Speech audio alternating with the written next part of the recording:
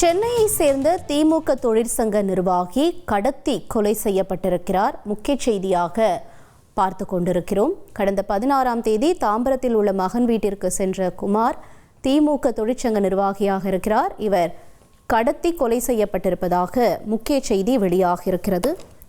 கூடுதல் தகவல்களை செய்தியாளர் மீரான் வழங்கிட கேட்போம். மீரான், வணக்கம். இந்த கொலை சம்பவத்தின் பின்னணி என்னவாக இருக்கிறது? முழு விவரங்கள் என்ன?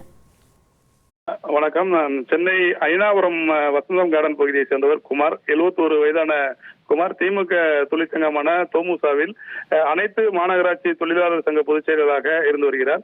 இவருடைய மகள் வீடு தாம்பரம் அருகே சேலையூர் இருக்கிறது.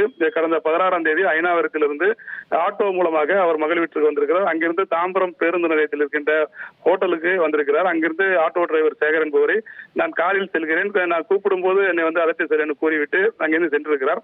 அதன் பிறகு அவருடைய செல்போன் சுவிட்ச் ஆஃப் செய்யப்பட்டிருக்கிறது.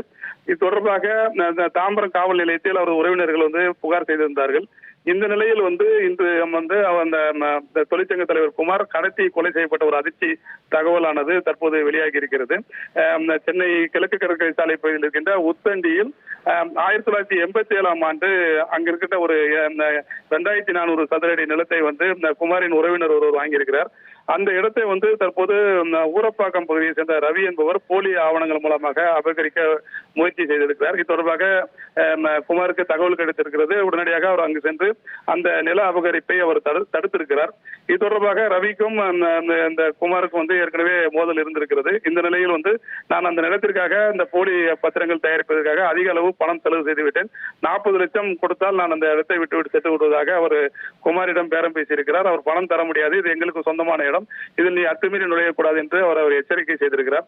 இந்த நிலையில் நான் இந்த நிலத்திற்காக அதிக அளவு பணம் செலவு செய்துவிட்டேன், எனக்கு வேற ஏதாவது ரியல் எஸ்டேட் மூலமாக வியாபாரம் செய்து கொண்டு அதில் சம்பாதித்து விடுவேன், எனக்கு நீங்கள் யாராவது தெரிந்த நபர்கள் இருந்தால் 110 ஏக்கர் நிலமானது பையனூர் பகுதியில் இருக்கிறது, அந்த நிலத்தை நான் உங்களுக்கு காட்டுகிறேன், அதை வித்து கொடுங்கள் என்று ஒரு ஆசை வார்த்தை கூறி இவரை கூட்டிருக்கிறார்.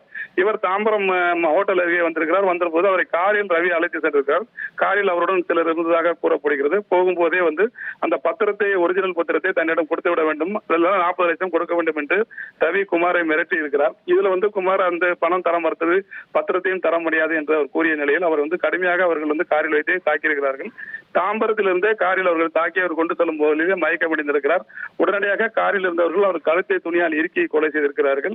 இந்த சம்பவத்தின் முக்கிய குற்றவாளியான ரவி ஊரப்பாக்கம் பகுதியில் வசித்து வருகிறார். இவருடைய சொந்த ஊர் செஞ்சி அருகே இருக்கின்ற தொண்டூர் பகுதியை சேர்ந்த சொந்த ஊராகும். இவர்கள் காரிலேயே குமாரே அந்த செஞ்சி பகுதி கொண்டு சென்று தொண்டூர் அருகே இருக்கின்ற மேலக்குளத்தூர் என்ற பகுதியில் ஒரு கோயில் அருகே இந்த ஆற்று மணல் எடுத்த இடத்தில் புதைத்து வைத்துவிட்டு அங்கிருந்து தப்பி சென்றிருக்கிறார்கள். இந்த நிலையில் தாம்பரம் பேருந்து நிலையத்திலிருந்து ஒரு காரில் கடத்தி செல்லப்படும் காட்சிகளை ஆய்வு செய்த போலீசார் தொடர்பாக விசாரணை நடத்தி வந்தார்கள். இந்த நிலையில் தான் ரவிக்கும் குமாருக்கும் இந்த நில தகராறு தொடர்பாக ஏற்கனவே மோதல் இந்த விஷயம் தெரிந்த நிலையில் ரவியை பிடித்து விசாரித்த போது பல்வேறு அதிர்ச்சி தகவல் கிடைத்திருக்கிறது. இந்த சம்பவம் தொடர்பாக தாம்பரம் போலீசார் தற்போது விசாரணை நடத்தி வருகிறார்கள். செஞ்சி தாசில்தார் முன்னிலையில் அவரது உடலை தோண்டி எடுத்து பிரேத பரிசோதனை செய்ய திட்டமிட்டிருக்கிறார்கள். திமுக தொழிற்சங்க தலைவர் கடத்தி கொலை செய்யப்பட்ட சம்பவமானது சென்னையில் பெரும் பரபரப்பை ஏற்படுத்தியிருக்கிறது. முழு விவரங்களுக்கு நன்றி மீரான். செய்திகளை உடனுக்குடன் தெரிந்து கொள்ள உடனே சப்ஸ்கிரைப் பண்ணுங்க.